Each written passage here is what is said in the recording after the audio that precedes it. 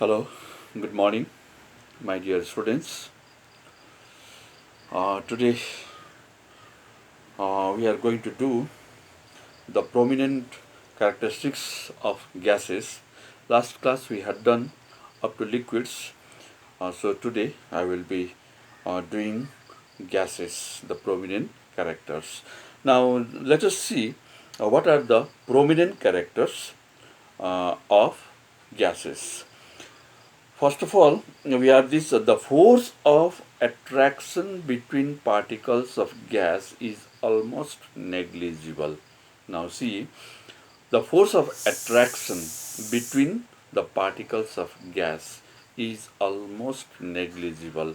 That means there is no force of attraction between the particles of gases at all. Clear? Then, due to this reason, they have neither a fixed shape nor a definite volume. So, because of that, they do not have, the gases do not have the force of attraction between the particles. Clear? So that they do not have a fixed shape as well as a fixed volume. Clear? This is the first prominent characteristics of gases. The second one, the space between molecules of gases is the greatest, which makes them highly compressible. Now see, the space between the molecules of gases is greatest. That means there is lot of space between the molecules of gases. Here there is lot of space between the molecules of gases which makes them highly compressible.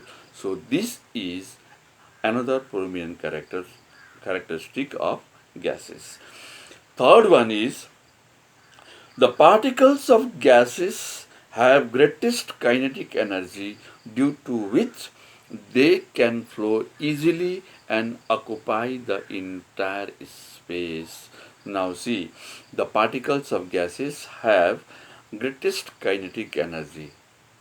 Clear? They have the greatest kinetic energy, so due to which they can flow easily in any direction. They can flow easily in any direction and occupy the entire space. So, the molecules of gases have a tendency to escape. Even the molecules of gases, they can escape also. Clear? So, these are the three prominent characteristics of gases. Clear? Then, there are some differences between solid, liquid and gases in terms of shape and volume, arrangement of molecules, intermolecular force of attraction, intermolecular space, kinetic energy, compressibility, storage, and some of the examples. Clear? So now let us see the differences between among them. First of all, let us see about the shape and volume. Clear? In all three states of matter, solid, they have a fixed shape and fixed volume. Clear? Liquid do not have a fixed shape but have a fixed volume, whereas the gas do not have a fixed shape as well as they do not have a volume. Clear? So in terms of shape and volume, solid, they have fixed shape and fixed volume. Liquid, fixed volume, no definite shape. Clear? Whereas the gas does not have a shape as well as the volume. Second one, arrangement of molecules. Very tightly packed and have a specific arrangement. So molecules are tightly packed, clear, and have a highly specific arrangement. Clear? In liquid, loosely packed, clear, and do not have a fixed arrangement. They are loosely packed or loosely placed and do not have a fixed arrangement. Clear? And then in terms of gas, a very loosely packed, clear, or loosely placed and no arrangement exist. There is no arrangement exist at all in terms of arrangement of molecules in all three states of matter. Now see intermolecular force of attraction. So intermolecular force of attraction in solid, it is very strong. In liquid, it is weak. And in gas, very weak, non-existent. Very weak in terms of intermolecular force of attraction. Clear? So in the gas, it is very weak, non-existent. Now another one, intermolecular space. Clear? In all three forms, in three forms of matter. In solid, intermolecular space very small. Clear? In liquid, it is larger than solids. Clear? And in gas, it is very large. Clear? Intermolecular space is very large in gas. Now another one is kinetic energy. Very low molecules move in their own restricted space. So kinetic energy is very low in solid. Remember, kinetic energy is very low in solid. Molecules move in their in their own restricted space, and in a liquid, high molecules glide against each other. So kinetic energy can glide against each other in liquid, whereas it is very high in gaseous state. Clear? Now another one is compressibility. In solid, compressibility is negligible. That means very difficult. We cannot compress at all. In liquid also, it is difficult to compress. Clear? It is difficult to compress in liquid, whereas in gaseous state, it is very easily compressible. Clear? In gaseous state, it is very compressible. Now then comes storage. Do not need a container for storage.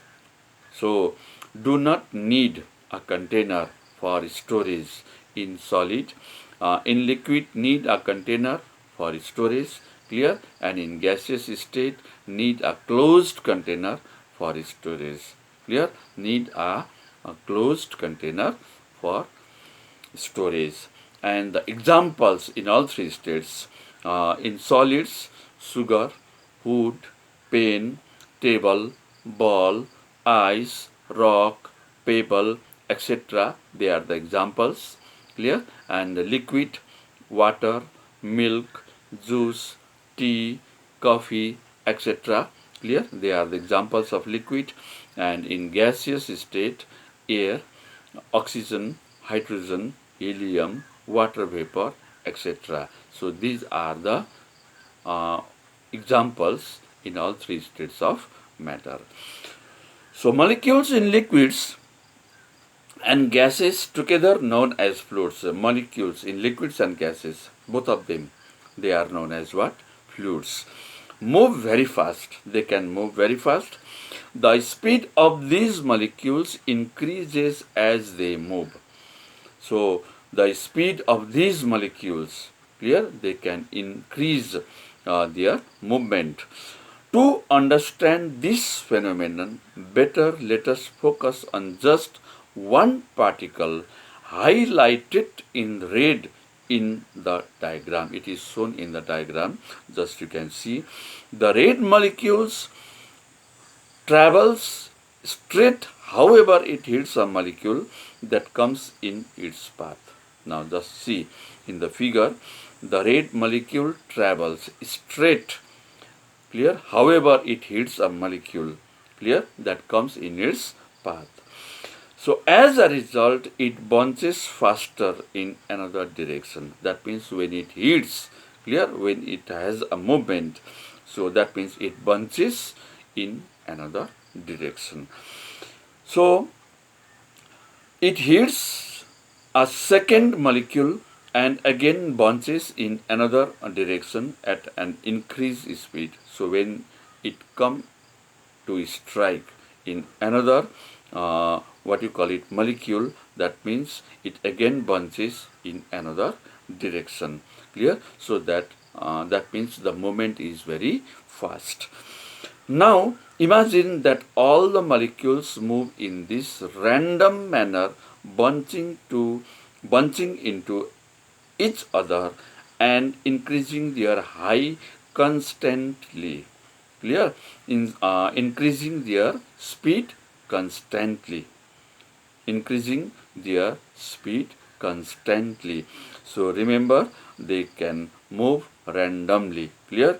And increases their speed constantly.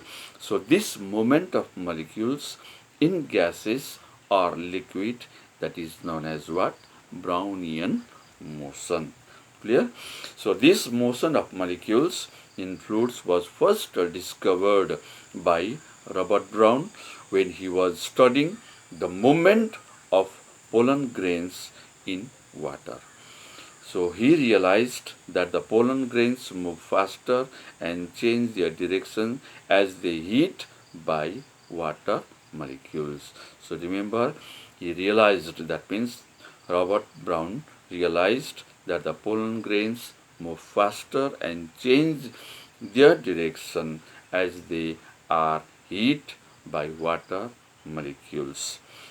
So some other examples of Brownian motions are given here. A dispersal of perfume particles throughout the room. Remember this one, dispersal of perfume particles. Clear? Throughout the room, that is also the Brownian movement. Clear? Brownian motion. And then another one is dispersal of food color in water without stirring. Dispersal of food color in water without stirring. Clear? This is also another example of Brownian motion. And then the last example is given here, dust particles in air. Clear? Dust particles in air. So these are the different examples of Brownian motion. So we will be doing this much for today. Clear? So next class we will be continuing effects of heat on matter. Okay, thank you.